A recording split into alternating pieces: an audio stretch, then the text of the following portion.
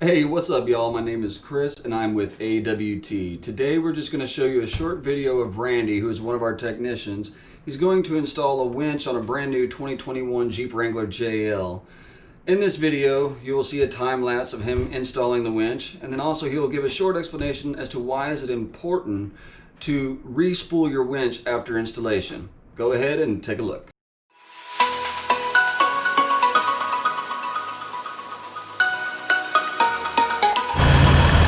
And there she is in all her glory.